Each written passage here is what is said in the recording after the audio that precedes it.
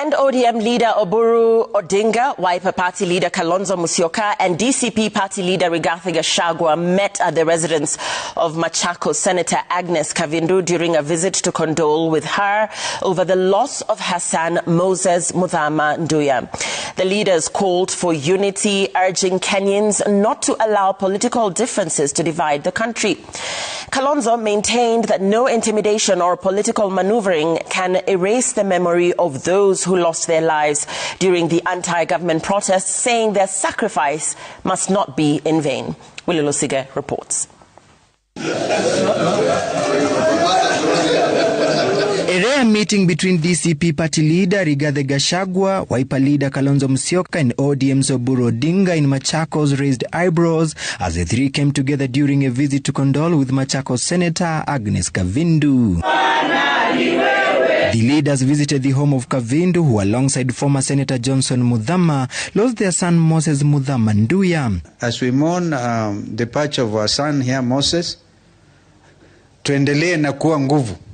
Tujiwekee nguvu, never give up, never be intimidated. A visit to condole with the bereaved quickly became somewhat political, coming at a time of shifting alliances ahead of the next electoral cycle. Kalonzo urged Kenyans not to allow political differences to divide the country, emphasizing the need to continue fighting for democracy, justice, and good governance. We should never forget where we are coming from. For temporary pleasures, the greater calling is for a country that is democratic. He also defended the youth who participated in the Gen Z anti-government protest, saying the country must not forget those who lost their lives or were injured while demanding accountability. People don't forget these injustices. These injustices cannot be wished away. Kenyans refuse bribery, open day bribery. No amount of bribery can resurrect Rex Masai. The visit came at a time when both the government and the opposition are experiencing changes in loyalties, with the changes expected across the political divide. Willie Lusige, Citizen TV, Nairobi. Fellow countrymen, members of the ODM party, supporters, and members of the 4th Estate District, ladies and gentlemen, I have taken note of the announcement made by a section of the ODM National Executive Committee in Mombasa yesterday, the 11th of February 2026, purporting to remove me from the position of Secretary General of the Orange Democratic Movement.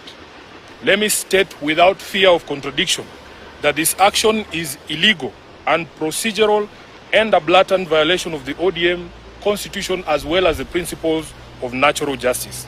At no time have I been informed of any allegations against me, be they of indiscipline, insubordination, or incompetence in the execution of my duties as the Secretary General. Neither have I been invited to respond to any complaints in and out of the party on any matter that would constitute grounds for removal of a Secretary General. Consequently, no lawful organ of the party has invited me to any hearing. Indeed, as far as internal differences in opinion go, my only crime is that I have refused and I oppose any plans and schemes within the party to support President William Ruto's re-election, because I have held and continue to hold the firm position that this country cannot afford another 5 years of this expensive, divisive, incompetent and disastrous Ruto misadventure. Kleptocracy is not a philosophy that an entire nation can give a second chance. This month marks the beginning of my 9th year as SG of ODM. I am the longest serving individual in that position. To serve that long at the feet of the enigmatic Raila Odinga needed one to summon all reservoirs of wisdom from all possible sources, but most importantly, to remain a true and loyal student of the great icon. Even in the current circumstances, I would never betray the ideals and principles of my late party leader.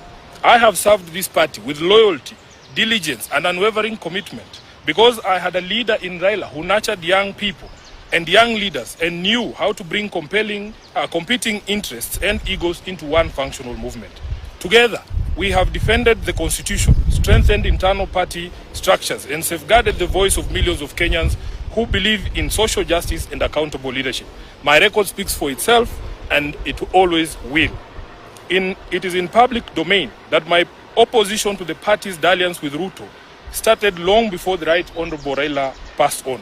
He understood my reasons and accommodated them. It is also a known fact that regardless of what political deals Raila struck with different regimes, he would never have allowed his beloved party to be turned into a mere appendage of State House, where decisions are rubber-stamped after instructions are received from the regime. It is painful to note that sections of the party continue to desecrate the legacy and memory of Raila by turning this party into a theater of the illegal. Just last week, on 3rd February, a Gazette notice was released purporting to legitimize the recent changes in party leadership, with the rider asking for public input within 7 days, even though the stated date had lapsed by 3 weeks. Essentially, those who now purport to run the party are aware that, for instance, the new party leader was installed unprocedurally and unconstitutionally. These shortcuts and illegal edicts reflect the bad manners that progressive institutions and individuals pick up as soon as they get cozy with William Ruto. I leave it to the party members to judge if this really is the path that the Right Honorable Raila Odinga had set for us. Just 4 months after his death, we can all agree that Raila must be turning in his grave. In recent times, many respected personalities within the movement have reached out to me and the rest of the leadership, seeking a middle ground of unity, at least until the National Delegates Convention is called. I may not mention all of them, but the party trustees, and they know themselves, as well as Mama Ida Odinga and Her Excellency Ruth Odinga, the women representative for Kisumu, among others, have worked tirelessly to try and unite the party and renew the spirit of Raila in the party. But it seems the rest of the leadership, answering to instructions from elsewhere, has been unable to embrace dialogue.